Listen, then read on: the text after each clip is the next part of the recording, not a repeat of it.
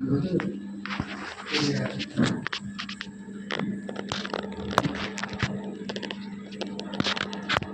proof of the pudding is in the eating அப்படின்னு சொல்லுவாங்க. மற்ற செயல்களைப் போல் இல்லாமல் எத்தனையோ கல்விகள் இருக்கிறது. அந்த கல்விகளெல்லாம் ஒரு அறிவு விளக்கம், உலகத்தை பற்றிய பொய்ப்பொருளை பற்றிய ஒரு அறிவு.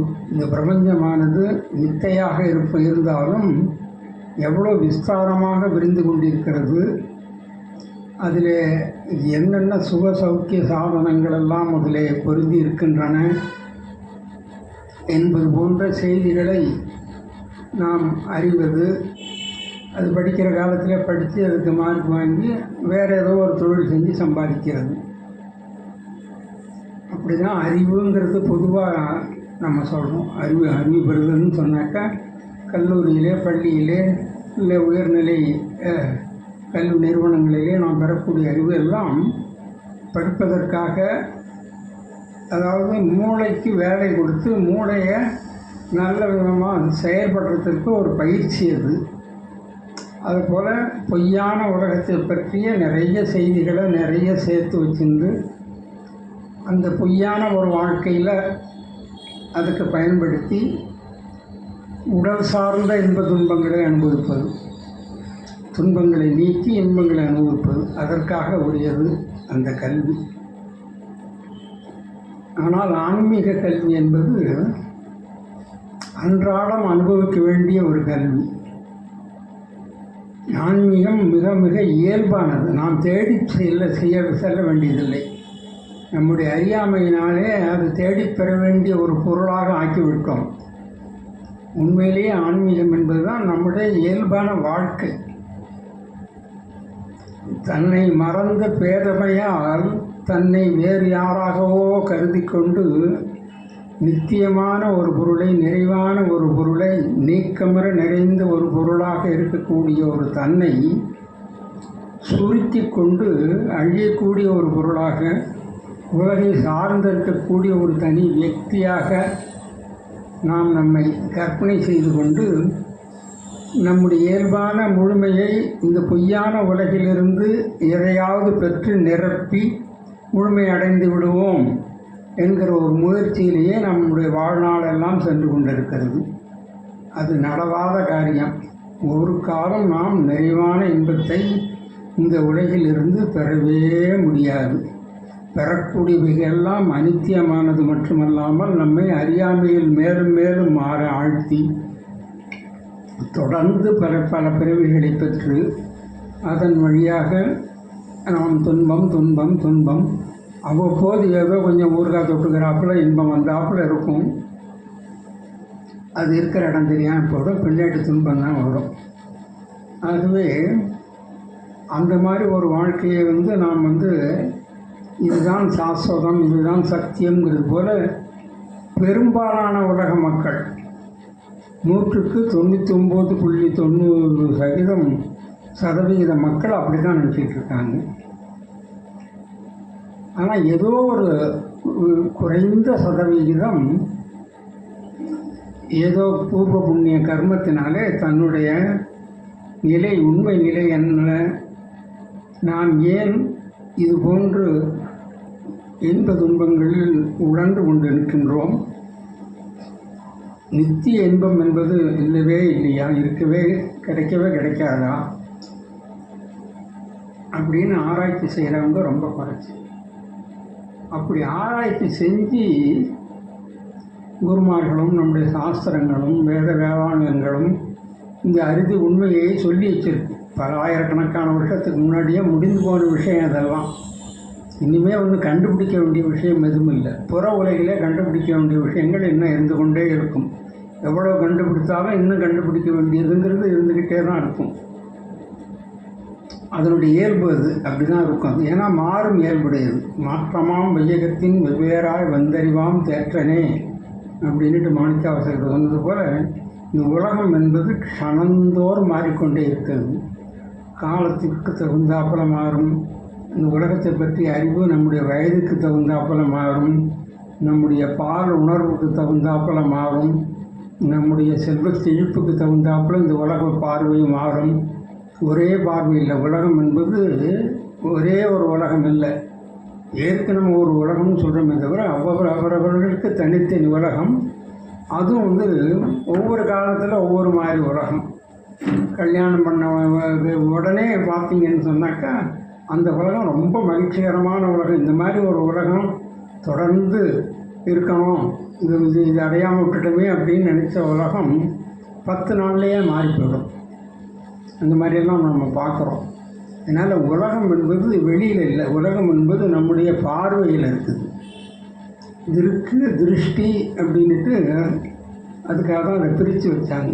திருக்குன்னு பார்க்கக்கூடியதாக இருக்கக்கூடிய நம்முடைய உண்மையான சுரூபம் அது மாறாமலே இருக்குது. திருஷ்டி வந்து க்ஷணந்தோறும் மாறிக்கிட்டே இருக்குது. ஏதோ ஒரு நேரத்தில் இருக்கிற திருஷ்டி நமக்கு சுகம் கொடுக்கறதா இருக்குன்னு நினச்சிக்கிட்டு இதுதான் உலகம்னு மயங்கிடுறோம். அடுத்த நிமிஷமே அதற்கு ஹானி ஏற்பட்டு போய்விடுறது. வேறு மாதிரியான உலகமாக தெரிகிறது. பல காரணங்கள் இருக்கலாம். அதற்கு நம்ம மட்டும் காரணம் இல்லை. ஏன்னா இந்த எப்போ நம்ம உலகம்னு சொன்னோமே அந்த உலகத்தில் நம்ம மட்டுமே இல்லை. பல்வேறு உயிரினங்கள், உயிரற்றது என்று இந்த பெரிய சமூகம் அது. இந்த சமூகம் எது எப்படி எப்போ எந்த நேரத்தில் எப்படி பிஹேவ் பண்ணுங்கிறதே தெரியாது. அதனால் அடுத்த நிமிஷம் என்ன நடக்கும் இந்த உலகத்தில்னு யாராலையும் சொல்ல முடியாது. அந்த மாதிரி ஒரு உலகத்தை வந்து நமக்கு கற்பனையில் வந்து நித்தியம்னு நினச்சிக்கிட்டு இருக்கிறோம். பிறந்ததுலேருந்து இன்றைக்கி வரைக்கும் அதே உலகத்தை தானே பார்த்துக்கிட்டு இருக்கிறோம். அது என்ன அப்படியே தானே இருக்குது அப்படிங்கிற போல் ஒரு மயக்கம் நமக்கு இருக்குது. கொஞ்சம் ஆழ்ந்து சிந்திக்கும் போதும் அப்படி இல்லை இல்லையே, நேற்று வரைக்கும் ஒரு மாதிரியாக இருந்தது, இன்றைக்கி இந்த நிமிஷத்தில் வேறு மாதிரியாக போச்சுது, நாளைக்கு எப்படி இருக்குமோ தெரியாதுங்கிற பயம் இப்படியெல்லாம் வரும். அதற்காக இந்த அநித்தியமான உலகத்தை விட்டுட்டு நித்தியமான உலகத்தை பற்றிய ஒரு விசாரணை நமக்கு வரணும். அப்படி வந்தவங்களில் நம்ம போல உள்ளவங்களுக்கு சில பேருக்கு இந்த பாக்கியம் கிடைச்சி வந்திருக்கு. வந்தால் கூட என்ன ஆயிடுச்சுன்னு சொன்னால் அது நிலைச்சி நிற்க மாட்டேங்குது. நமக்கு உண்மை தெரியும், உண்மை தெரியாமல் இல்லை.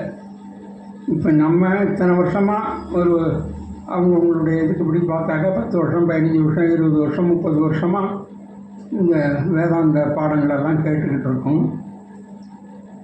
என்ன முடிந்த முடிவாக அது என்ன சொல்லுது? நீ ஆத்மா, நீ இந்த உடல் அல்ல அப்படிங்கிற உண்மையை தான் அது சொல்லுது. வேறு புதுசாக வேறு ஒரு செய்தியுமே சொல்லலை.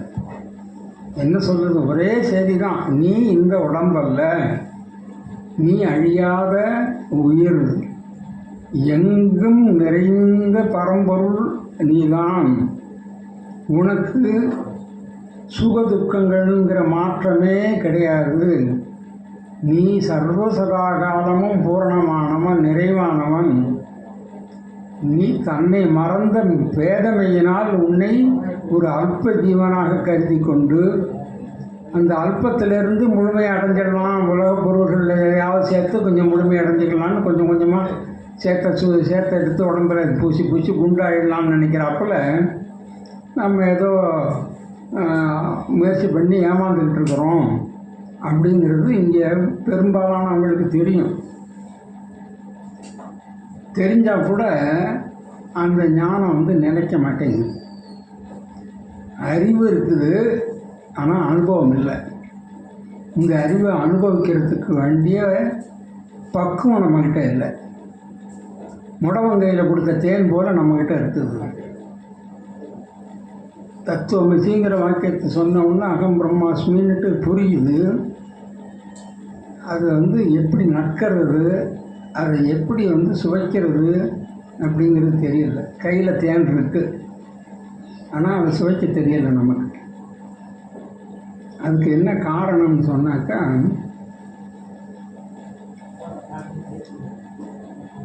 நாம்ங்கிறது வந்து பொய் தான், முழுக்க பொய். தத்துவ விசாரத்தில் முடிந்த முடிவாக உள்ள நிலையை பற்றி நம்ம பேசணும்னு ஆரம்பித்தோம்னு சொன்னாக்கா, இது வரைக்கும் பேசுனது, எழுதுனது, கேட்டது எல்லாமே குப்பை. 4 வேதங்களும் குப்பை, 18 சாஸ்திரங்களும் குப்பை, இதிகாச புராணங்கள் எல்லாமே குப்பை. பெரியவர்கள் எழுதின சாஸ்திரங்கள், நூற்கள், பிரம்மசூத்திரத்திலேருந்துட்டு, பிரசானத்திரயத்திலேருந்துட்டு, திருக்குறள்லேருந்து எல்லாமே குப்பை. யார் கேட்டால் இதெல்லாம்? யாருக்கு வேணும் இதெல்லாம்? வெறும் சின்ன குழந்தைங்களுக்கு நிலாவை காட்டி சோறு ஊட்டுற கதை இதெல்லாம். இதெல்லாம் இல்லைங்கிறது அப்போ தெரியும். வாயை மூடி மௌனமாக இருந்தாலே போகும். மௌனமாக இருக்கிறது ஒன்றை தவிர வேறு நம்ம அடையக்கூடிய ஞானம் எதுவுமே இல்லை. அது எப்போ மௌனமாக இருக்க முடியும்னா, இந்த பொருள்களெல்லாம் அனித்தியம், நிலையற்றவை. அதனால் எனக்கு நான்கிற ஒரு வியக்திக்கு அதனால் எந்த பயனும் இல்லை. ரோட்டில் நடந்து போயிட்டுருக்கோம், ஒரு குப்பை கிடக்கு, சாணி கிடக்குது. இந்த பொருளை பார்த்து கவனமாக அதை உட்காந்து நோண்டி பார்த்துக்கிட்ட உட்காந்துருக்கோம். எவ்வளோ அலட்சியமாக அவங்க ஒதுங்கி போகிறோம். அதுபோல் இந்த பிரபஞ்சத்தை பற்றிய நினைவுகள் எல்லாவற்றிலும் பந்தம், பாசம், உறவுகள், இவற்றை பற்றி எண்ணங்கள்லாம் நமக்கு இருக்கு பாருங்கள். இதெல்லாம் ஞானம் வரும்போது இந்த குப்பையை போல உதறிட்டு போகிறாப்புல உள்ள நிலையிலே இருக்கணும்.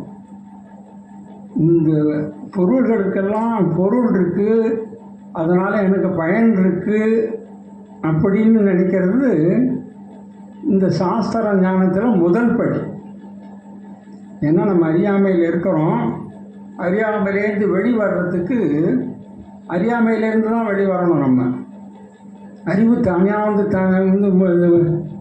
இங்கேருந்தோ குதித்து இந்த அறியாமை அகற்றாது. அறிவுங்கிறது விசாரித்து அறியாமையை அகற்றி அறிவுன்னு தனியாக இல்லைன்னு நிற்கணும். அறிவு எதுக்கு? ஏதாவது அறியப்படும் பொருள் இருந்தால் அறிவு வேணும்.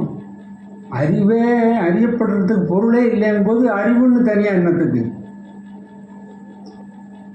இப்போ பிரம்மம்னுட்டு ஒன்று இருக்குன்னு ஏன் சொல்கிறோம்னா, இந்த மித்தியான உலகம் இருக்கிறதுனால பிரம்மம்னு ஒன்று இருக்குது, அது ரொம்ப வசந்ததுங்கிறோம். இந்த பிரம்மத்துக்கு மதிப்பு கொடுக்கறது இந்த உலகம்தான். இந்த உலகம் இல்லாட்டி பிரம்மத்துக்கு கால் நாள் கூட பிரயோஜனம் கிடையாது. பிரம்மத்தினால என்ன பயன்? நமக்கு என்ன இருக்குது? எப்போ உனக்கு பிரம்மம் தெரியுதுன்னா, இந்த உலகம் மித்தைன்னு தெரியும்போது இது மித்தைங்கிறதுனால சத்தியமாக ஒன்று இருக்கணுமேன்னு சொல்லி அதுக்கு பிரம்மம்னு சொல்கிறோமே தவிர, நீ அந்த சத்திய வஸ்துவாகவே மாறி இருக்கும்போது பிரம்மம்னு வேறு ஒன்றும் இல்லை. அந்த பிரம்மங்கிற வார்த்தைக்கு அர்த்தமே கிடையாது. அந்த வார்த்தையே உனக்கு ஒரு துன்பத்தை கொடுக்கும். அது ஒரு எண்ணம். அது நான் பிரம்மங்கிறதே ஒரு எண்ணம். நான் பிரம்மம்னு என்னத்துக்கு எண்ணணும்? நாமாக இருக்கிறோம், நிறைவாக இருக்கிறோம், பூரணமாக இருக்கிறோம். அங்கே சலனமே இல்லை, எதை பற்றியும் சிந்தனை இல்லை, சலனமே இல்லை. எதையும் நம்ம பார்க்கல, போகல, எதையும் செய்ய வேண்டிய அவசியம் இல்லை. அப்படி இருக்கும்போது நான் பிரம்மம்னு சொன்னால் அது ஒரு தேவையில்லாத ஒரு எண்ணம். அது அந்த எண்ணம் நம்முடைய அமைதி, நம்முடைய பூரணத்துவத்தை அசைச்சு பார்க்குது. ஆக நாமே பிரம்மம் என்றால் நடுவே ஒன்று உண்டாமல் தேம்பி எல்லாம் ஒன்றாய் தெளியனால் என்னாலோ அப்படின்ட்டு தாய்மான சாமி பாடுறார். நாமே பிரம்மம்னு என்னத்துக்கு சொல்லணும்? அகம் பிரம்மாஸ்மின்னு எதுக்கு சொல்லணும்? அறியாமையில் இருக்கும்போது தான் சொல்லுவோம். அப்போ தத்துவமசின்னுட்டு குரு சொல்கிறாருன்னு சொன்னாக்கா, அப்போ நீ அறியாமையில் இருக்கும்போது உனக்கு நீ யாருன்னுட்டு தெரியலைங்கிறதுனால நீ தத்துவமசி, அந்த பரம்பொருள், எல்லாற்றுக்கும் ஆதாரமாக இருக்கக்கூடிய பரம்பொருள், எங்கேயோ இருக்கக்கூடியதாக கருதக்கூடிய அப்பரம்பொருள் வேறு எங்கே இருக்கக்கூடியதாக உன்னிடம் வேறு என்று நீ நினைத்து கொண்டிருக்கிறாய். அது ரெண்டும் எக்காலத்திலையும் பிரியாமல் ஒன்றாகத்தான் இருந்துகிறது. உன்னுடைய எண்ணத்தில் அதை பிரித்து பார்த்து வைத்து நீ அது வேறு இது வேறுன்னு நினச்சிக்கிட்டு இருக்கேன்னுட்டு சொல்லுது. இப்போ இந்த அறியாமை நீங்கியாச்சுனாக்கா தத்துவமசி வாக்கியத்துக்கு ஏதாவது அர்த்தம் உண்டா? தேவையாது. வெறும் சப்தம். கொஞ்சம் பேசாமல் நிறுத்துங்க சுவாமி, யாருக்கு தெரியாது, ஏன் இதை பற்றி பேசிக்கிட்டு இருக்கீங்க அப்படின்ட்டு குருக்கிட்டேயே நம்ம சொல்லுவோம். எல்லாம் தெரிஞ்ச விஷயம், நான் அமைதியாக இருக்கிறேன், ஏதோ நீங்கள் போடுறதுக்கு வெறும் கூச்சலாக இருக்குது. எங்கேயோ திருவிழாவில் இது போட்டு ரெக்கார்டு டான்ஸ் போட்டாப்புல இருக்குது தத்துவமசிங்கிற வாக்கியமே எனக்கு அப்படிங்கிறது தான் உண்மையான ஒரு அனுபவ நிலை. அதுக்கு நம்ம இப்போ என்ன, அதுக்கு அந்த நிலை தான் உண்மை நிலை அப்படின்ட்டு நம்ம புரிஞ்சுக்கிட்டோம்னு சொன்னால், நம்ம வாழ்க்கையில் ஒவ்வொரு நிமிஷத்துலேயும் உனக்கு அனுபவம்னுட்டு ஒன்று வந்துக்கிட்டே இருக்கு. அனுபவங்கிறது எப்படி வருதுன்னு சொன்னால், உடைமையினால் வரும், உறவுகள்னால் வரும். இது ரெண்டும் நம்ம சுற்றி இருக்குது. இதை சார்ந்து தான் நம்ம இருக்கிறோம். நான் இப்போ இங்கே உட்காரணும்னு சொன்னாக்கா எனக்கு அந்த ஒரு சேர் வேணும். நான் இந்த சேரை சார்ந்து இருந்தால் தான் நான் இந்த நிகழ்ச்சி இந்த நேரத்தில் இந்த ஒரு செயலை என்னால் ஆற்ற முடியும். அதைப்போல் நான் ஒரு வாழ்க்கை வாழ்கிறேன்னு சொன்னாக்கா என்னுடைய வயதுக்கு என்னுடைய இதுக்கு ஒரு உறவு வேணும், ஆண் பெண் உறவு வேணும். அப்புறமா ஒரு குடும்பங்கிற ஒரு உறவு வேணும். இந்த குடும்பத்துக்கு நான் காப்பாற்றணும்னு சொன்னாக்கா இதுக்கு நான் பொருள் சேர்க்கணும். பொருளை நானாக போய் ரோட்டில் கிடக்கல பொறுக்கிட்டு வர முடியாது. நான் உழைச்சி சம்பாதிக்கணும். நான் உழைக்கிறதுக்கு வாய்ப்பு கொடுக்கறதுக்கு யாரோ ஒரு முதலாளி வேணும். அந்த முதலாளிக்கு இயற்கையில் மூலப்பொருட்கள் கிடைக்கணும். இப்படி பார்த்தீங்கன்னா ஒன்றோட ஒன்று சார்ந்து சார்ந்து சார்ந்து சார்ந்து ஒன்றை ஒன்று சார்ந்து ஒரு உலகம் முழுக்க சார்புடைய உலகமாகவே இருக்குது. எதையும் விட்டுட்டு இந்த உலகத்தில், இந்த பொய்யான உலகத்தில் எதையும் விட்டுட்டு உங்களால் வாழ முடியாது. ஆனால் நம்ம விசாரித்தோம்னு சொன்னால், இது எதுவுமே இல்லாமல், இந்த சார்பே இல்லாமல் இருக்க முடியுமான்னு சொன்னாக்கா நிச்சயமாக இருக்க முடியும். அதுதான் உண்மையான இருப்பு. இந்த சார்புடைய இருப்பெல்லாம் பொய்யான இருப்பு, மாறிக்கிட்டே இருக்கும். இதனால் சுகம் இருக்குன்னுட்டு நிச்சயமாக நான் சொல்லவே முடியாது. இந்த மனைவினால் எனக்கு சுகம் இருக்குது, காலம் ஓடுற வரைக்கும் ஏதோ இருக்குது. இப்போ நான் மழை வர்ற நேரத்துக்கு சமைச்சு வைக்கிறாங்க. மனைவின்னு என்ன, கணவனுக்கும் சேர்த்துக்கலாம் சொல்கிறாங்க. மனைவி இருக்கிறாங்க, சமைச்சு வைக்கிறாங்க, போகிறாங்க வராங்க. ஸோ அவங்க இருக்கிறதுனால தான் அவங்க குடும்பம் ஓடுது அப்படின்னு சாதாரணமாக நினைக்கிறது உண்டு. அது எவ்வளோ சீக்கிரத்தில் எத்தனையோ பேருக்கு எப்படியோ மாறி போயிடுது. ஏன்டா வீட்டுக்கு போகிறோம் அப்படின்னு நினச்சிக்கிட்டு ஊரெல்லாம் சுற்றிட்டு 11 மணிக்கு மேலே வீட்டுக்கு போகிறவங்க முன்னாடி நேரம் தான் பார்க்குறோம். ஆனாலும் மனைவி எப்போ வருவார், 6 மணிக்கு வருவாருன்னு நினச்சி பார்க்குறவர் கதவை தட்டினாலே அவையோ வந்துட்டாரேன்னுட்டு பயப்படுற நிலைமைக்கு உறவுகள் இருக்குது. இந்த மாதிரி இந்த உறவுகள் நம்ம இந்த உறவுகள்னால் நமக்கு சுகம் இருக்குன்னு நினைத்த சொல்கிறதுலாம் எவ்வளோ அநித்தியமான கற்பனை. ஆகவே இது ஓடுற வரைக்கும் சரிதான்னாக்கா, ஓடுற வரைக்கும் சரிங்கிறது ஒரு புறம், அது எப்போதும் சரியாகவே ஓடாது. ஓட்டினதாக்க சரித்திரமும் இல்லை. இந்த உலகத்தை இத்தனை பல மில்லியன் வருஷங்களாக இருக்குங்கிறாங்க, பல 1000 வருஷங்களாக இருக்குங்கிறாங்க. அந்த கணக்கெல்லாமே விட்டுடுங்க. ரெக்கார்டட் ஹிஸ்ட்ரியில் எந்த ஒரு தனி மனிதனுமோ, எந்த ஒரு தனி நாடுமோ, எந்த ஒரு தனி இனமுமோ நிறைவாக நித்தியமாக சுகமாகவே இருந்தாங்கிறதுக்கு வரலாற்று ஆவணங்களே இல்லை. எல்லாம் போராட்டம் போராட்டம் போராட்டம். ஏதோ ஒரு காலத்தில் இப்போ பிரிட்டிஷ் சாம்ராஜ்யத்தில் சூரியனே உதிக்கிறது இல்லைன்னு சொன்ன காலம் போக இன்றைக்கி எப்படி போயிட்டு தர்றாரு அதே பிரிட்டிஷ் சாம்ராஜ்யம். அதை போல் இந்தியா உலகத்தில் ரொம்ப உன்னதமான நிலையில் இருந்து எவ்வளோ தாழ்ந்த நிலைக்கு இப்போ ஏதோ கொஞ்சம் மாற்றங்கள் வந்துக்கிட்டு இருக்குது. இந்த மாற்றங்களுக்குள்ளே எவ்வளவோ குழப்பங்கள் இப்படி. அதனால் அந்த சொன்னது போல் மாறிக்கிட்டே இருக்கிற உலகத்தில் மாறாத ஒன்று இருக்குதுன்னு சொன்னால் அது நம்முடைய சொரூபம் மட்டும்தான். அதனால் நம்முடைய திருஷ்டியை வெளியில் போகிற திருஷ்டியை உள்முகமாக நம்ம திருப்பணம்னாலுடைய இதுக்கு விமோச்சனமே கிடையாது. நீங்கள் எவ்வளவு யாதனின் யாதனின் நீங்கியான் நோதல் அதனின் அதனின் இளம். ரொம்ப சுருக்கமாக சொல்லிட்டார் வள்ளுவர். இதுக்கு மேலே சொல்கிறதுக்கு ஒன்றுமே இல்லை. உனக்கு அந்நியமாக எதெல்லாம் தென்படுதோ அவற்றிலிருந்து நீ எவ்வளவுக்கு எவ்வளோ தள்ளி நிற்கிறாயோ அவ்வளவுக்கு எவ்வளோ உனக்கு சுகம், எவ்வளவுக்கு எவ்வளோ அதோடு நெருங்குகிறாயோ அவ்வளவுக்கு எவ்வளோ உனக்கு துக்கம். அதனால் எந்த பொருளாக இருந்தாலும் சரி, அது எப்படி அது என் பொண்டாட்டியை விட்டுட்டு நிற்க முடியுமா, பிள்ளையை விட்டுட்டு நிற்க முடியுமா, என்னுடைய நிறுவனத்தை விட்டுட்டு நிற்க முடியுமா, சேர்த்து வச்ச சொத்தை விட்டுட்டு நிற்க முடியுமா? இந்த கேள்விக்கு தான் பதிலே கிடையாது. நீ எவ்வளவா இருந்தாலும் அதனால் என்னைக்காவது உனக்கு ஒரு துக்கம், இன்னைக்கு இல்லாமல் இருக்கலாம், என்னைக்கு இருந்தாலும் துக்கம்தான். உனக்கு அந்நியமாக ஒரு பொருள் இருக்கிறதுன்னா அதை நீ சார்ந்து தான் இருக்கணும். இருந்தால் தான் வாழ்க்கைன்னு நீ நினச்சின்னா நிச்சயமாக துக்கம் வந்து கழுத்துக்கு மேலே கத்தி போல தொங்கிக்கிட்டே தான் இருக்கும். என்னைக்கு விழுங்கிறது தெரியாது. அதனால் நமக்கு இந்த அறிவு உள்ள காலத்திலேயே இதுக்காக தூக்கி எறிய வேண்டியதில்லை. இன்னையிலேருந்து ஏதோ இதெல்லாம் வந்து அனித்தியம் அப்படிங்கிறதுனால பொண்டாட்டியை போய் டைவர்ஸ் பண்ண வேண்டியதில்லை, புருஷனை போய் டைவர்ஸ் பண்ண வேண்டியதில்லை, பிள்ளைங்களெல்லாம் அனாதை ஆசிரமத்தில் போய் எங்கேயாவது பழச்சிங்கப்பா நான் காவி வேஷ்டியை போட்டுவிட்டு ருத்ராட்சத்தை போட்டுக்கிட்டு போகணுன்ட்டுலாம் போக வேண்டியதில்லை. இந்த அறிவு இருந்தால் போகும். இதெல்லாம் அனித்தியங்கிற அறிவு மட்டும் இருந்தாலே போகிறோம், பாக்கியெல்லாம் தானாக சரியாக போடும். அந்த அறிவு இருந்துன்னு சொன்னால் நம்முடைய செயல்பாடு அப்படியே மாறிடும். அதை அப்படி அப்படியே பார்த்து அப்படி அப்படியே அனுபவிச்சுக்கிட்டு இருக்கும். எதையும் வந்து மாற்றணும்னு தோணாது, எதையும் நம்ம சரி செய்யணும்னு தோணாது. இந்த வாழ்க்கை இப்படி தான், அது அப்படி தான் இருக்கும். சில வீடுகளில் பார்த்திங்கன்னா கணவன் வந்து ரொம்ப கொடுமைப்படுத்துவான், ஆனால் சில அந்த மனைவிமார்கள் வந்து ரொம்ப தைரியமாக இருப்பாங்க.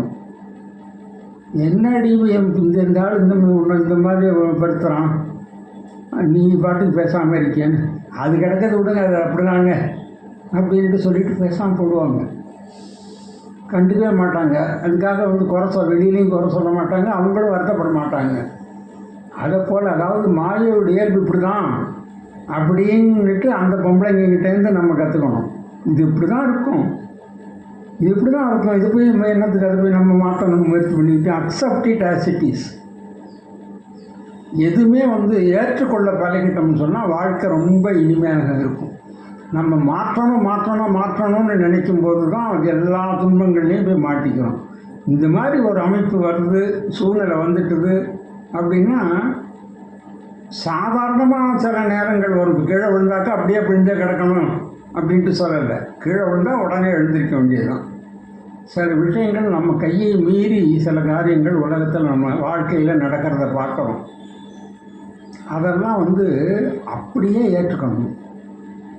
ஏற்றுக்கொள்ளாமல் வந்து அதுக்கு எதிர்மறையாக நம்ம செயல்படுறதுன்னு ஆரம்பித்து அது சரி செய்யணுங்கிறதுக்காக வெவ்வேறு விதமான செயல்களில் மூழ்கி நம்முடைய சொரூபத்தை மறந்து உலகமயமாகவே நாமும் மாறி இந்த உலகத்தில் இருக்கிற பொய்மையோடையே கலந்து அதை சரி செய்யணும்னு நினச்சா எப்படி சரி செய்ய முடியும்?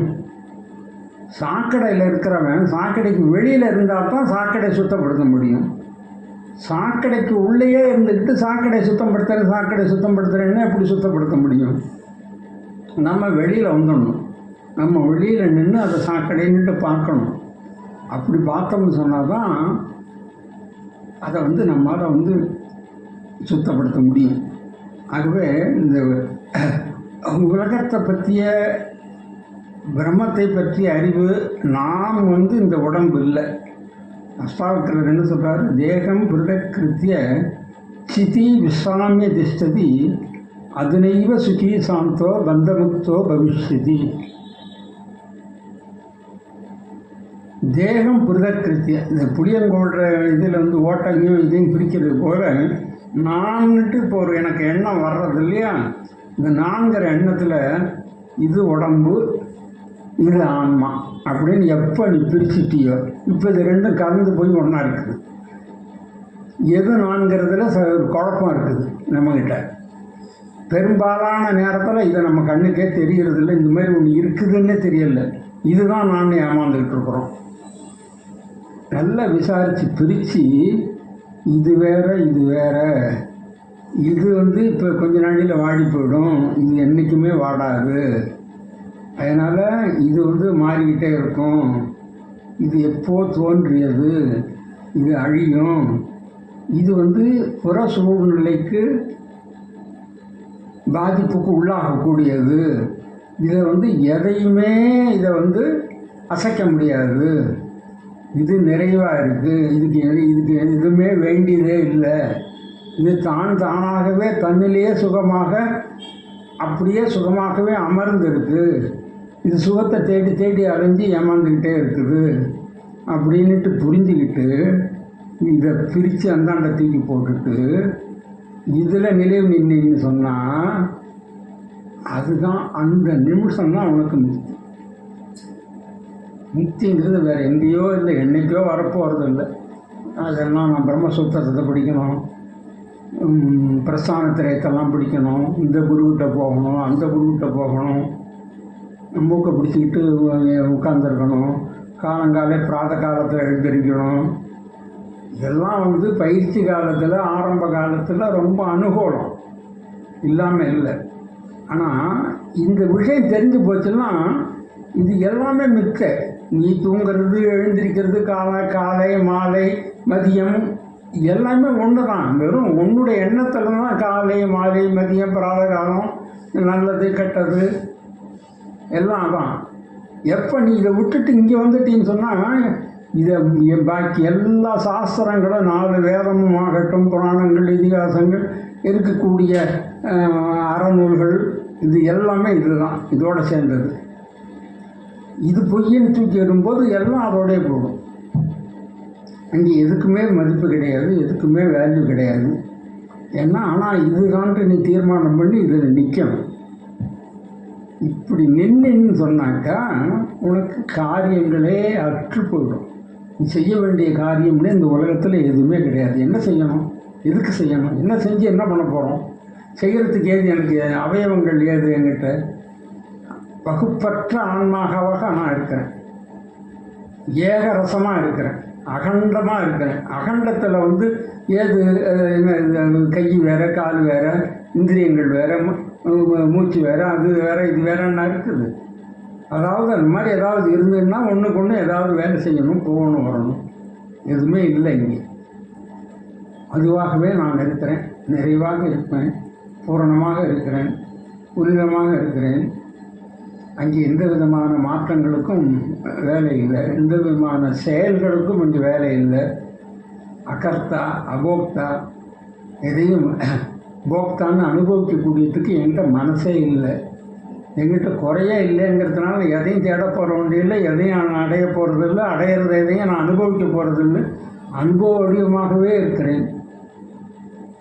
அப்படிங்கிற அளவுக்கு அந்த ஞானம் வந்துட்டுன்னு சொன்னால், நிலைச்சி போச்சுன்னு சொன்னால், சிதி விஸ்ராமியங்கிறாரு. விஸ்ராமியன்னு என்னன்னாக்கா ஓய்வு எடுக்கிறது.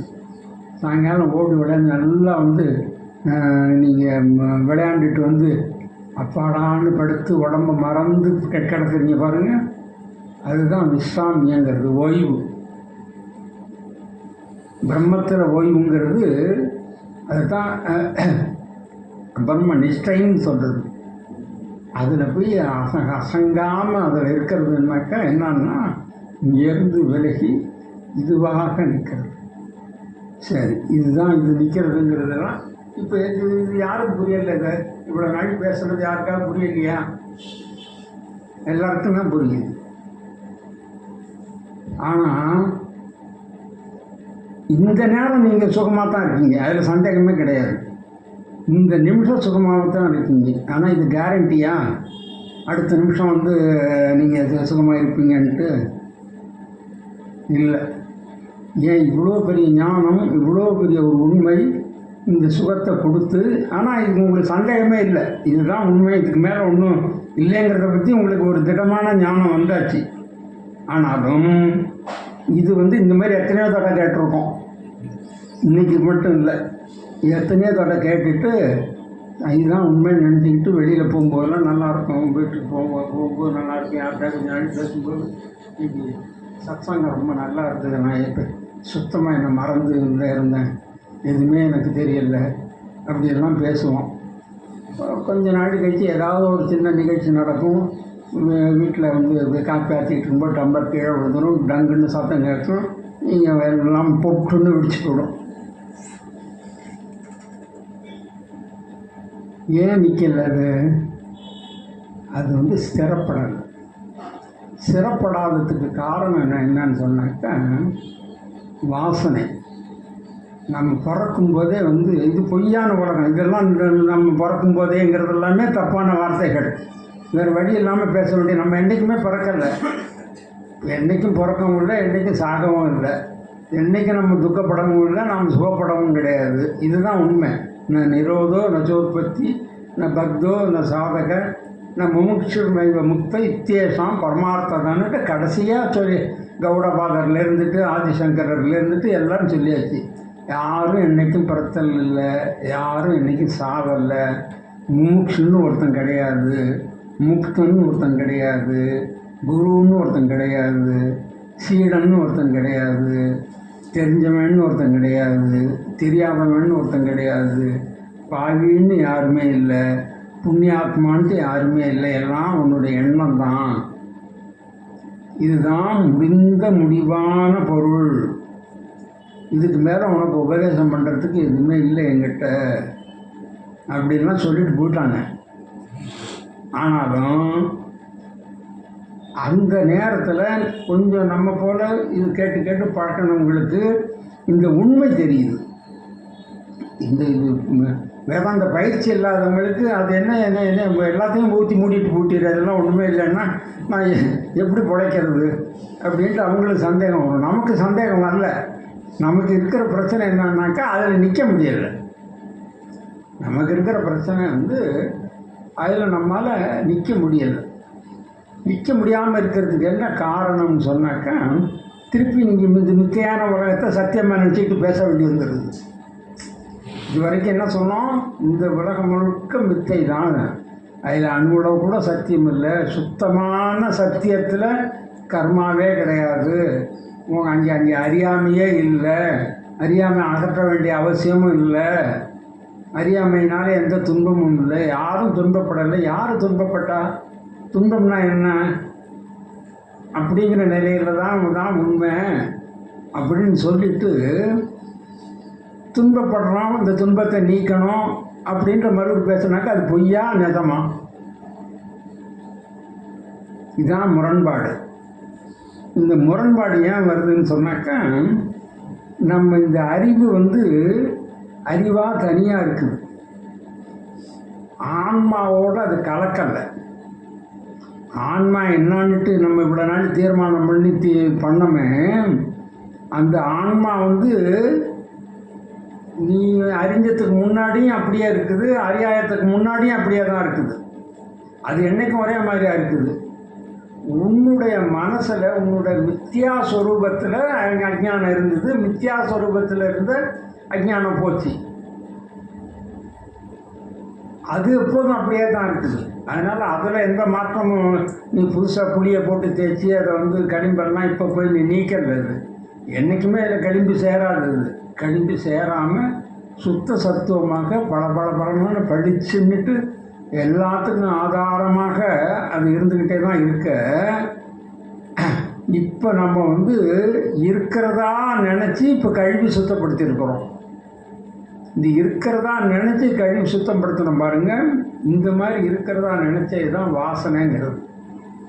இந்த வாசனை இப்போ பிறவி பொய்யின்ட்டு சொல்லிட்டோம்னா கூட இப்போ என்ன இப்போ பிறந்திருக்கோம். இப்போ இருக்கிற நிலைக்கு ஒரு ஒரு சொன்ன நேரம் நீங்கள் இந்த உலகத்துக்கு விட்டு வாங்க, இந்த உண்மையை பேசின நேரம் விட்டுட்டு இப்படி பார்த்துட்டிங்கன்னா உடனே எல்லாம் குமிஞ்சிடும். எப்படி அழுக்கு தண்ணியில் சோப்பை வச்சிங்கன்னாக்கா அப்படி எல்லாம் விலகும். சோப்பை எடுத்தோம்னா மறுபடியும் எல்லாம் சேர்ந்துடும். அதுபோல் ஒரு சமய நேரம் கண்ண மூடி நின்று இது முடிச்சு பார்த்துட்டிங்கன்னு சொன்னாக்கா திருப்பி நான் வெங்கட்ராமன், நான் நடராஜன், நான் அவர் இவர் அப்படிங்கிற எண்ணங்கள்லாம் அப்படியே சத்தியம் போலேயே கூட்டிடும்.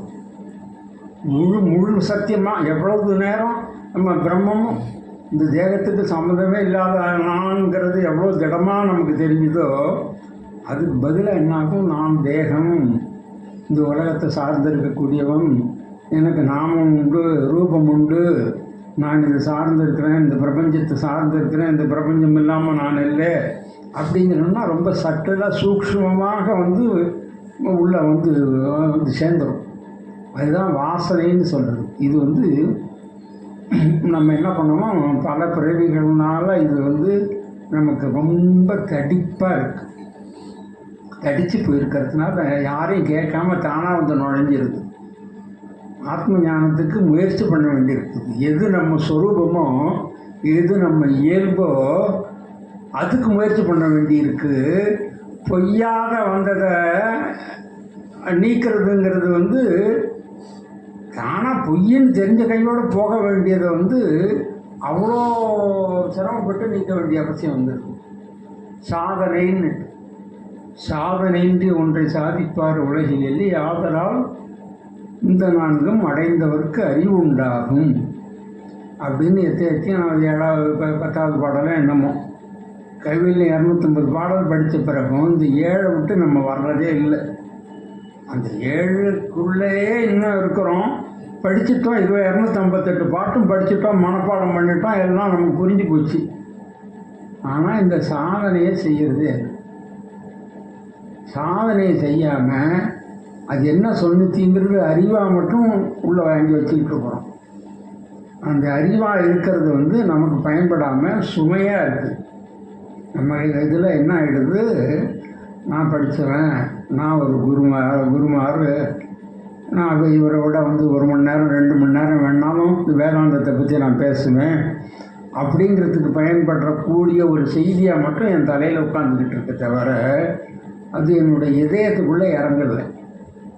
அதுக்கு காரணம் தான் வந்து இந்த வாசனை பல ஜென்ம பழக்கத்தினால என்ன ஆகி போயிருக்கு, அவ்வளோ தூரம் தடிப்பாக இருக்குது.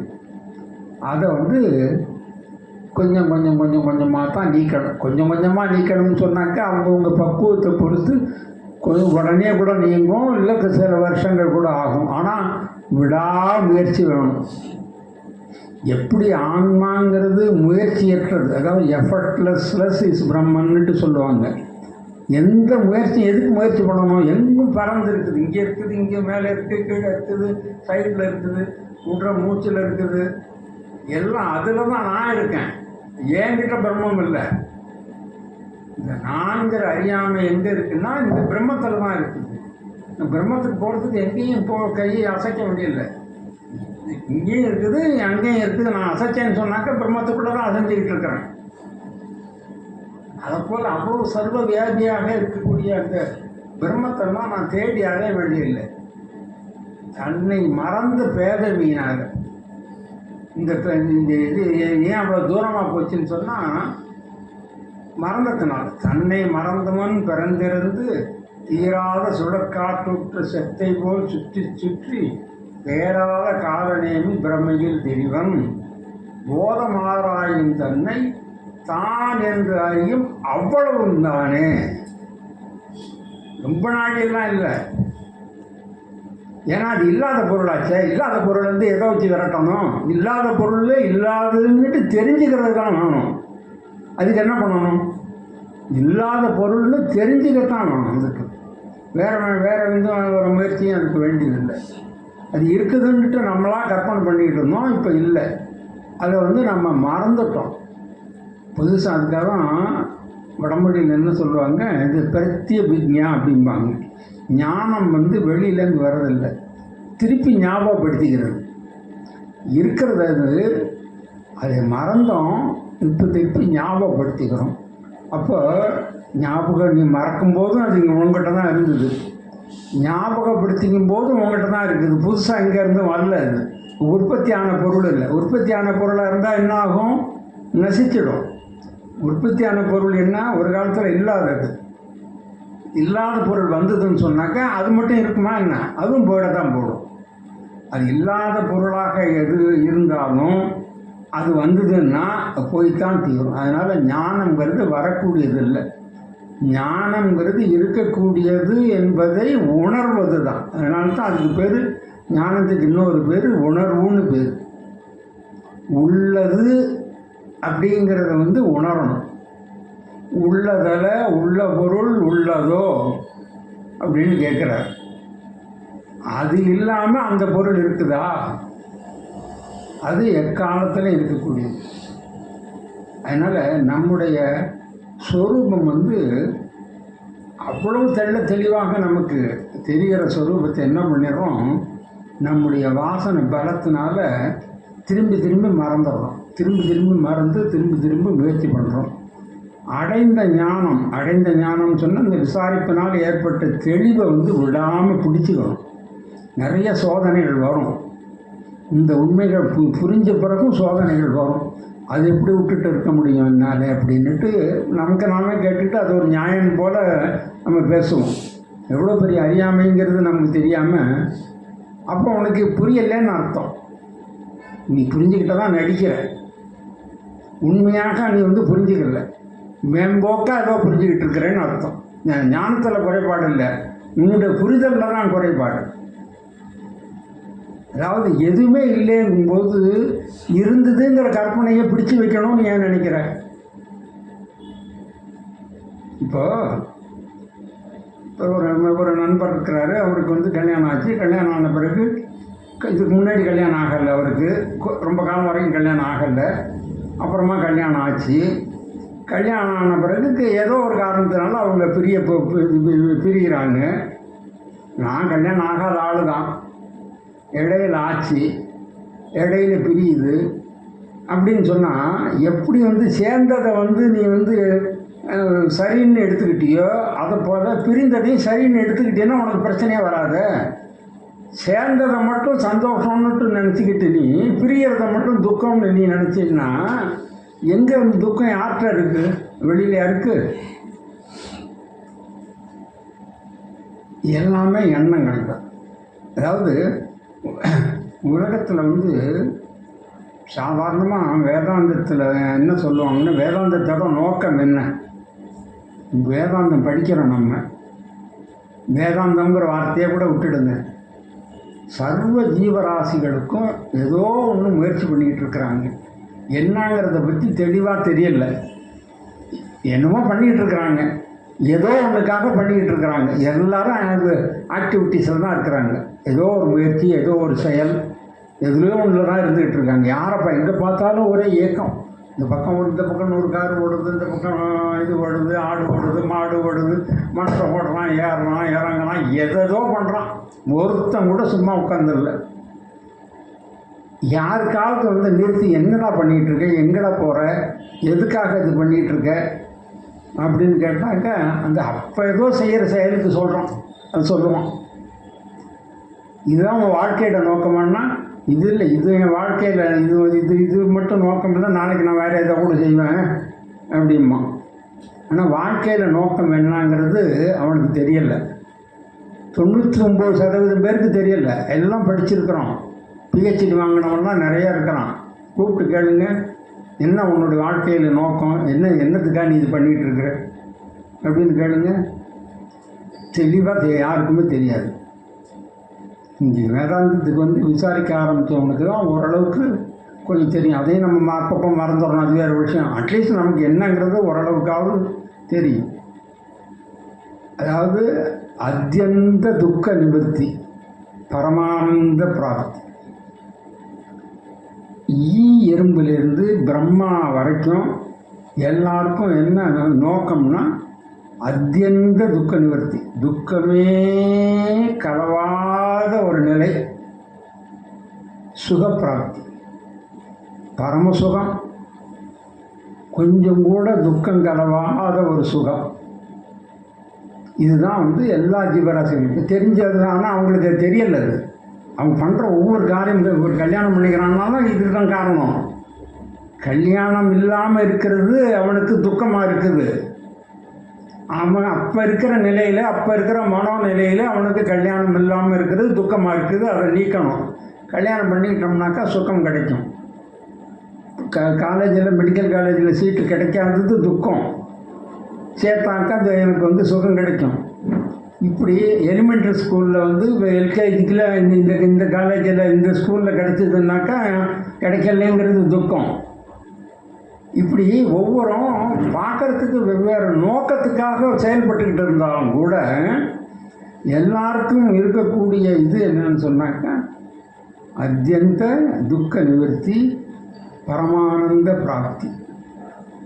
இதுமாதிரி துக்கங்கிற வார்த்தையே பேசுகிறதுக்கு லாயக்கே கிடையாது. துக்கம் மட்டும் எங்கேருந்து வர முடியும்? மனிதர்களுக்கு, அறிவுள்ள மனிதனுக்கு துக்கம் வர முடியுமா? எந்த அறிவுள்ள மனிதனுக்கும் துக்கம் வராது. நீங்கள் இதை நம்புங்க. நமக்கு துக்கம் வருது, அப்பப்போ வருதுன்னாக்கா நம்மக்கிட்ட அறிவு இல்லை. அறிவுன்னா நான் முன்னாடி சொன்ன போல் உலக அறிவு உங்களுக்கு இருக்கலாம். நீங்கள் பிஹெச்டி வாங்கியிருக்கலாம், உங்கள் துறையில் ரொம்ப பெரிய ஆளாக இருக்கலாம், பெரிய சயின்டிஸ்ட் நோபல் பிரைஸ் எல்லாம் வாங்கியிருக்கலாம். அந்த அறிவை பற்றி சொல்லலை. அந்த அறிவுலாம் அழியக்கூடிய பிரபஞ்சத்தை பற்றி அறிவு, அந்த அறிவு சொல்லலை. நித்தியமாக இருக்கக்கூடிய அழியாத பொருளை பற்றி அறிவு தான் அறிவு. அந்த அழியாத பொருள் வந்து பூரணமானது, நித்தியமானது, நிறைவானது, குறைவற்றது. அங்கே நான் நீங்கிற பேதம் இல்லை, இரண்டாவது பொருள் அங்கே இல்லை. அப்படிங்கிறது தான் உண்மையான அறிவு. அந்த அறிவு உங்களுக்கு நீ இருந்ததுன்னு சொன்னாக்கா உங்களுக்கு துக்கங்கிறதே வராது. உன்னோட சொரூபத்துக்கு என்ன பேர்? சச்சிதானந்தம்னுட்டு சொல்லியிருக்கு சாஸ்திரம். சத்து சித்து ஆனந்தம்னுட்டு. அதில் துக்கம் வந்ததுன்னா என்ன அர்த்தம்? அப்போ நீ இல்லை, அப்போ உங்கள் அறிவு பொய்ன்னு அர்த்தம். நீ படித்தது கேட்டது எல்லாமே பொய். எனக்கு துக்கம்னுட்டு ஒருத்தன் சொன்னான்னா அவன் ஞானியா? அவன் சொரூபத்தை தெரிஞ்சவனா? நீ யாருன்னு கேட்டால் நான் சச்சிதானந்தான்னு சொல்கிறேன், நான் துக்கப்படுறேன்னு சொன்னாக்கா எவ்வளோ பெரிய முரண்பாடு. அப்போ துக்கங்கிறது உலகத்தில் வெறும் கற்பனை தான், உண்மையாகவே இல்லை. நீ நினச்சின்னா துக்கம், நினைக்கலைன்னாக்கா துக்கமே இல்லை. சில பொருள் உங்கள்கிட்ட சேர்ந்தாக்கா உனக்கு வந்து சுகம்ட்டு நினைக்கிற, அதே பொருள் உன் கையை விட்டு போனால் பரவாயில்லன்னு நினச்சாக்கா உனக்கு சுகமாக இருக்குது. ஏதோ ஒரு காரை வாங்குகிற, அந்த கார் வாங்கினதுலேருந்துட்டு 2-3 வாங்க ரொம்ப ஆசைப்பட்டு அதுக்காக பொருள் சேர்த்து என்னென்னமோ முயற்சி பண்ணி இந்த காரை வாங்கினேன், பரமசுகமாக இருக்குது உனக்கு. ஏதோ சின்ன ஆக்சிடெண்ட், 2 ஆக்சிடெண்ட் ஆச்சு, என்னத்த நேரத்தில் இது போய் வாங்கினீங்கன்னு கொண்டாடி திட்டுறா. இது என்றைக்கு என் கையை விட்டு போகுமோ அப்போ தான் சுகங்கிறோம். எங்கேருந்து வந்தது? இது காரில் இருக்கிறாரு, வெறும் எண்ணத்தில் தான் இருக்குது. எண்ணத்தை நீங்கள் சரி பண்ணிட்டீங்கனாலே நீங்கள் நிரந்தரமாக சுகத்தில் இருக்கலாம். எதையுமே நினச்சி பார்க்கக்கூடாது, 2வது தடவை நினைக்கக்கூடாது. நினைப்பு வந்துதா, வந்த கையோட தூக்கி மூடிடணும். இப்போ நான் பாலாவை வந்து ஏதோ ஒரு காரணத்துக்கு நான் திட்டினேன், அவருக்கு டக்குன்னு ஞாபகம் வரும், என்ன சாமி இப்படி நான் ஒரு தப்பும் பண்ணலை, என்னை திட்டாரேன்னுட்டு நினச்சிதான் உடனே சாமியை பற்றி உள்ள எண்ணங்கள், அவருக்குள்ள தன்னை பற்றி உள்ள எண்ணங்கள் எதுக்குமே போகக்கூடாது. இந்த நினப்பு வந்து தான் அப்படியே மூடிடணும். மூடிட்டு அடுத்த வேலையை பார்க்கணும், அடுத்ததை பற்றி சிந்திக்கணும். இப்போ சாமி வந்து அவர் திட்டினதுங்கிற துக்கம் அவருக்கு மறுபடியும் வருமா? அதான் மூடிட்டாரு. இல்லை அவருக்கு துக்கம் வேணும்னு சொன்னால் திருப்பி நினைக்கணும், என்ன சாமி பெரிய சாமி, நான் என்னமோ ரொம்ப ஒரு நல்லா படித்தவர், நல்லா தெரிஞ்சவர்னு நினச்சிட்டு இருந்தேன், இந்த மாதிரிலாம் பேசிட்டாரு அப்படின்ட்டு இவர் நினைக்க அவருக்கு துக்கம் மேலே மேலே மேலே மேலே வரும். இப்போ இந்த துக்கத்துக்கு காரணம் அவரா நானா?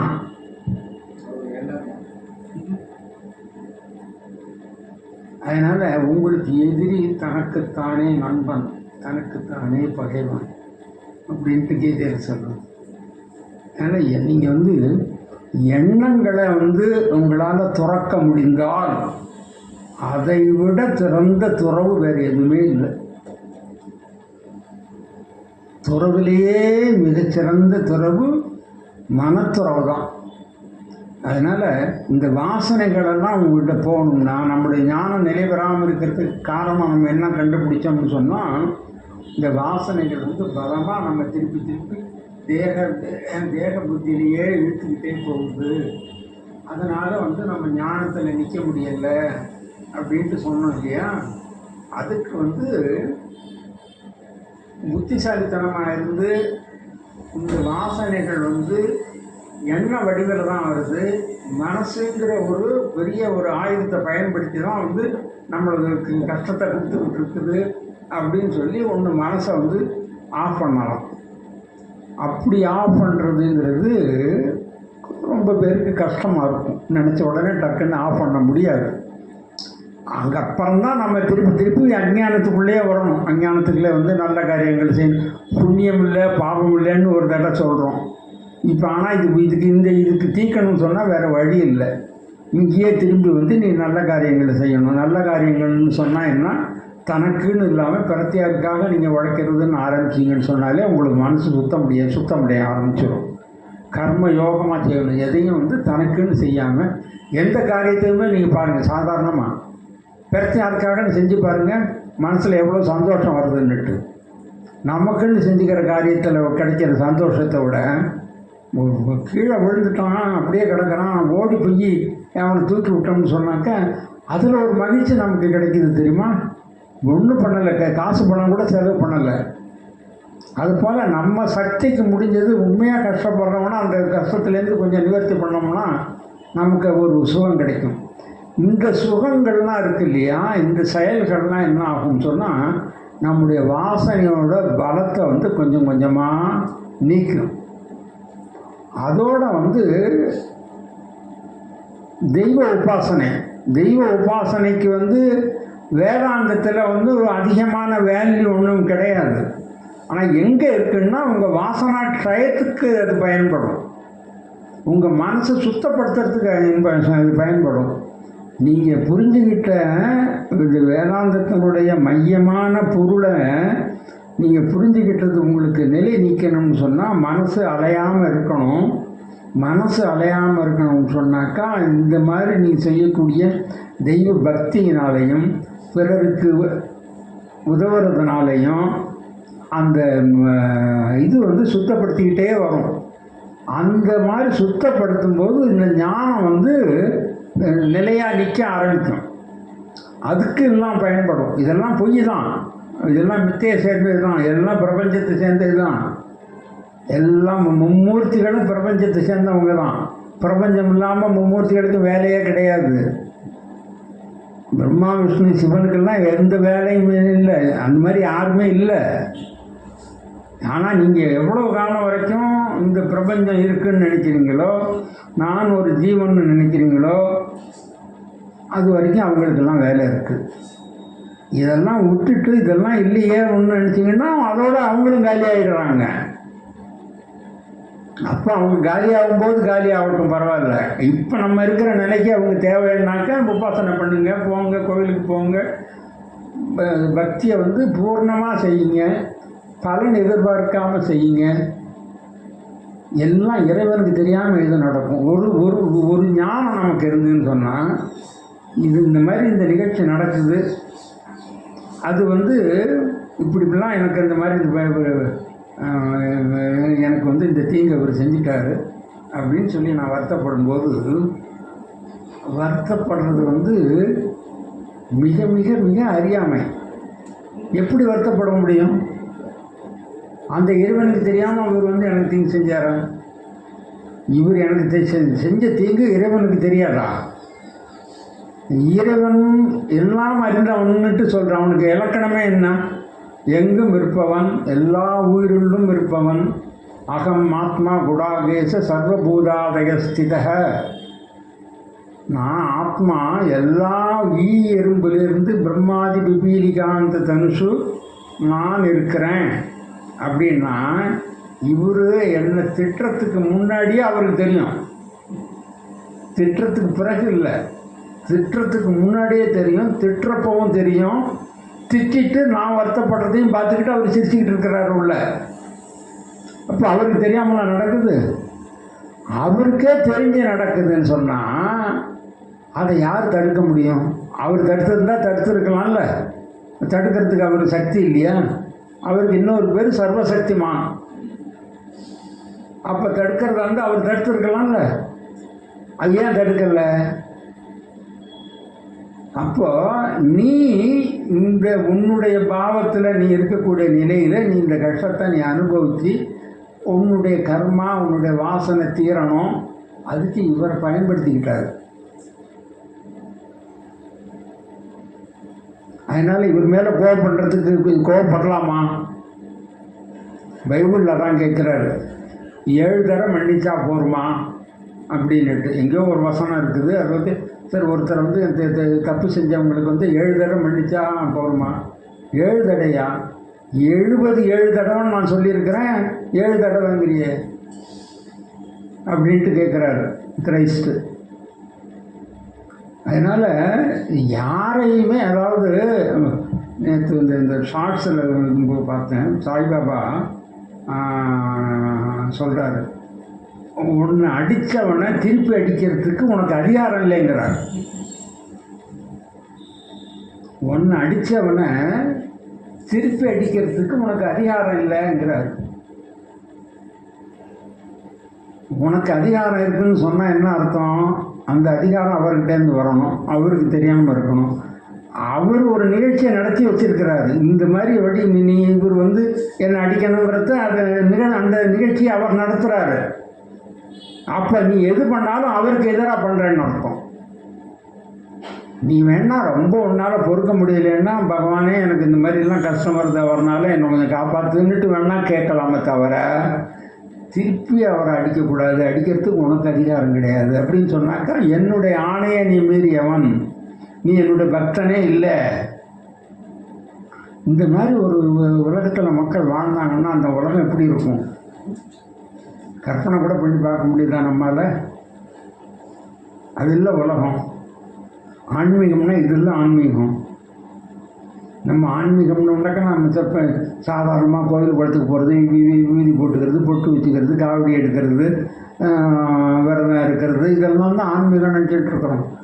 ஒவ்வொரு கணமும் சகல உயிர்களையும் நம்முடைய உயிர் பெற நான் நீ என இரண்டில்லாமல் நிறைந்த பூரணமாக எங்கும் நானாக தெளிந்த ஞானம். ஞானத்துக்கு லட்சணம் கைவல்யம் ரொம்ப அழகாக சொல்லுது. நீ நான் என இரண்டில்லாமல் நிறைந்த பூரணமாக எங்கும் தானாக தெளிந்த ஞானம் நழுவுமோ குருவே என்றான். அது நழுவுமான்னு கேட்டார். நழுவும். ஏன்னா இதெல்லாம் வார்த்தையால் கேட்டு கேட்டு நம்ம பண்ணியிருக்கோம். சாஸ்திரம் குருவினால் வர்ற ஞானம் அது. அதில் சிரமம் நிற்கலைன்னு சொன்னால் நழுவத்தான் இருக்கும். அதுக்கு தான் பயிற்சி வேணும். ஆன்மாவை அறியறதுக்கு பயிற்சியெல்லாம் ஒன்றுமே கிடையாது. ஆன்மாவை அறியறதுக்கு எது தடையாக இருக்கோ அதை நீக்கிறதுக்கு தான் பயிற்சி. அதனால் அந்த மாதிரி ஒரு வாழ்க்கையில் இருக்குது. நம்ம அறிவில் பிரம்மத்தை பற்றி அறிஞ்சிக்கிறது. பிரம்மம் சுத்த ஸ்வரூபம், சாந்த ஸ்வரூபம், நிறைவானது, பூரணமானது. எனக்கென்ன, நான் கஷ்டப்பட்டுக்கிட்டு இருப்பேன். எனக்கு யாராவது அடித்தா கையை ஓங்கினாலே எனக்கு வலிக்கும். பேசுகிறதுக்கு முன்னாடி எனக்கு கோபம் வரும். நான் இப்படியெல்லாம் இருக்குங்க, நான் இருக்கிறேன். பிரம்மம் அப்படியெல்லாம் இருக்குது. அது பாட்டுக்கு இருந்துட்டு போட்டு எனக்கு என்ன பிரயோஜனம்? அதனால தான் நீ அந்த பிரம்மம், நான் அந்த பிரம்மங்கிறத உணரும். பிரம்மத்தை பற்றி தெரிஞ்சால் போகாது, நான் அந்த பிரம்மம்னுட்டு இருக்கேன். நான் அந்த பிரம்மமாகவே இருக்கிறேன் அப்படிங்கிறத உணரணும். அந்த மாதிரி உணர்றது, அதாவது ஒன்று தத்துவ ஞானம் ரொம்ப அவசியம். எது உண்மை, எது பொய், நித்திய வஸ்து விவேகம். உலகத்து பார்க்குற பொருளெல்லாம் நித்தியம்னு நினச்சிட்டோம்னாக்கா நமக்கு விமோசனமே கிடையாது. சந்தேகமாவது வரணும். நித்திய வஸ்து விவேகத்திலேருந்து தத்துவ ஞானம் முடிவான பொருள் பிரம்மம் தாங்கிறது தெரிஞ்சுக்கிட்டிங்கன்னா, அடுத்தாப்புல எப்பாடுபட்டாலும் உங்களுடைய வாசனாட்சயம் பண்ணி ஆகணும். வாசனைகள் உங்களை விட்டு போனால் தான் அந்த ஞானம் உதவும். அப்படி போன பிறகும் கூட இந்த ஞானம் நிஷ்டையாக மாறணும், அதுவாகவே இருக்கணும். அதனால தான் பார்க்குறதுக்கு ரொம்ப கஷ்டங்கிறது போல் தோணும். உண்மையிலே பார்க்க போனால் அது ஒரு கஷ்டமே இல்லை. ஐயே அதிசுலபம் ஆத்ம ஞானம், ஐயே அதிசுலபம். மெய்யார் தமக்கும் பொய்யாமலகக்கினி மெய்யாய் ஒழிய மிக மெய்யாய் உள்ளது ஆன்மா. எப்படி கையில் வைக்கிற நெல்லிக்கனி எவ்வளோ ஸ்பஷ்டமாக தெரியுதோ, அதை விட ஆத்மா ஸ்பஷ்டமாக தெரியுதுங்கிறாரு. இதுக்கு போய் அவர் இவ்வளோ நாள் ஒரு 3 மாதம் 4 மாதமோ அங்கே இவ்வளோ நீளத்துக்கு நகத்தை வளர்த்துக்கிட்டு, தாடியை வளர்த்துக்கிட்டு, முடியெல்லாம் சிக்கு பிடிச்சி போய் அதில் போய் குருவிகள் இதெல்லாம் பண்டு எல்லாம் கூடு கட்டி அதில் உட்காந்துருந்துட்டு வெளியில் சொல்கிறாரு, ஐயா இதுக்காக அவ்வளோ நாடி இப்படி உட்காந்துக்கிட்டு இருந்தேன் அப்படிங்கிறாரு. அது எப்போதுமே கூட இதுதானே என்கிட்ட என்னைக்கு அன்னைக்கு இருக்குது இன்றைக்கி இருக்குது இப்போ நான் எதுக்காக போய் இவ்வளோ காலம் இப்படி உட்காந்துக்கிட்டு நான் கிடந்தேன் அப்படிங்கிறாரு. அப்படி கிடச்ச பிறகு அவருக்கு வாசனா ஜெயமும் ஏற்பட்டு அது மாறவே இல்லை. 30 வருஷம் கழித்து சொல்கிறாரு, எனக்கு என்னைக்கு அந்த இது ஏற்பட்டதோ அது இன்னும் அது கலையவே இல்லை, அப்படியே இருக்குதுங்கிறாரு. எவ்வளவோ விவகாரங்கள், எவ்வளவோ உபதேசங்கள், எவ்வளவோ நூல்கள் திருத்தினது, பாட்டினது, போனது, வந்தது, நிகழ்ச்சிகள் எல்லாம் நடந்திருக்குது. ஆனால் அணுவளை கூட அதிலேருந்து எனக்கு அந்த நிலையில் ஏற்பட்ட நிலையில் அனுபவத்திலேருந்து எனக்கு மாற்றம் ஏற்படவே இல்லை.